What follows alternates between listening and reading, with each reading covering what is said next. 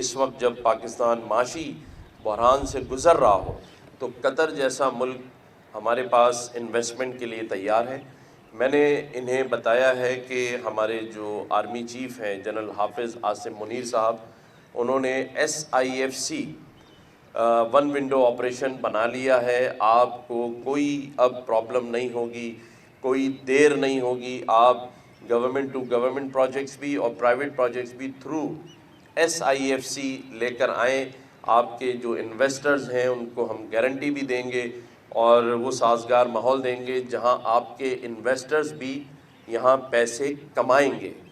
تو مجھے بڑی خوشی ہوئی جب ایمبیسڈر صاحب نے مجھے اس بات کا یقین دلایا ہے کہ ان کے جو لوکل قطری انویسٹرز ہیں وہ یہاں انویسٹمنٹ کرنے کے لیے تیار ہیں۔ میں نے ان سے کہا ہے کہ میں ان کو ڈیٹیل فیزیبلٹی رپورٹ بھی دوں گا کہ کون کون سے سیکٹرز میں آپ کے لوگ انویسٹمنٹ کر سکتے ہیں، اور اگر تھرو SIFC آپ انویسٹمنٹ کریں گے تو آپ کی انویسٹمنٹ بھی سیف ہے اور آپ کو دیر بھی نہیں ہوگی، اور کل اگر کوئی پولیٹیکل گورنمنٹ چینج بھی ہوتی ہے تو آپ کے جو پروجیکٹس ہیں اس کے اوپر کوئی اثر نہیں پڑے گا۔ میں نے ان کو بتایا کہ جو ہمارے آرمی چیف ہیں جنرل حافظ عاصم منیر صاحب، وہ دن رات کوشاں ہیں معاشی بحران سے پاکستان کو نکالنے کے لیے، اور میں سمجھتا ہوں کہ پاکستان معاشی بحران سے نکل بھی جائے گا اگر یہ چھوٹے موٹے واقعات نہ ہوں۔ میں نے تو یہ دیکھا ٹی وی پہ بیٹھ کے کہ ان کی سائڈ کی جو جادوگرنی تھی وہ فیل ہو گئی اور ہمارا جو جادوگر تھا وہ کامیاب ہو گیا، اور جادوگر نے پورا جو میلہ تھا وہ لپیٹ کے واپس بھیج دیا۔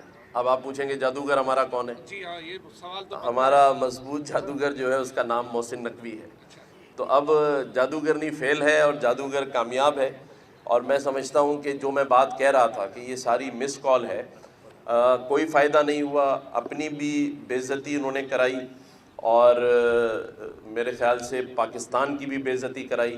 آج اگر قطر کے انویسٹرز لانے کے لیے تیار ہیں، بیلاروس کا جو پریزیڈنٹ تھا وہ وہاں موجود ہے، پاکستان معاشی طور پہ ٹیک آف کر رہا ہے، اس ٹائم پر آپ اگر سیاسی ایسے جلسے جن کا تعلق مس کال سے ہو، پورے لوگوں کو آپ نے پریشان کیا، آپ خود تو بیٹھ کر چلے گئے، گاڑیوں میں روانہ ہو گئے، جن لوگوں کو چھوڑ گئے ہیں میں آج یہاں سے یہ آفر بھی کرتا ہوں ان کے ماں باپ کو، جو بچے اندر ہیں ان سب کی ضمانت میں کروانے کے لیے تیار ہوں، اس لیے کہ یہ ہمارے بچے ہیں، یہ پاکستان کے بچے ہیں، ہمیں اپنے بچوں کا خیال کرنا چاہیے۔ آپ نے ان کو گھر سے نکالا اور نکال کر آپ لے گئے اور خود وہاں سے چلے گئے، اور آج وہ بچے پریشان ہیں۔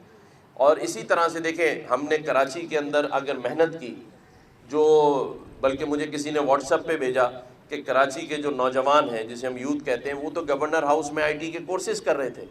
کراچی سے تو کوئی 20 سے زیادہ کا ٹولہ آپ کو نظر نہیں آیا کہیں پر، کراچی نے تو بالکل اس کا بائیکاٹ کیا ہے۔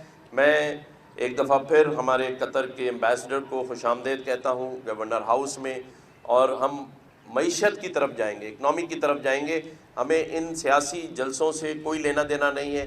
ہم نے یہ گورنر ہاؤس پولیٹیکل ہے، ہم چاہتے ہیں کہ یہاں جو بھی آئے وہ معیشت کی بات کرے، انویسٹمنٹ کی بات کرے، اور یہ جو سیاسی ماحول چل رہا ہے اس کو ہم ختم کریں۔ پاکستان کو ہم نے آگے لے کر جانا ہے۔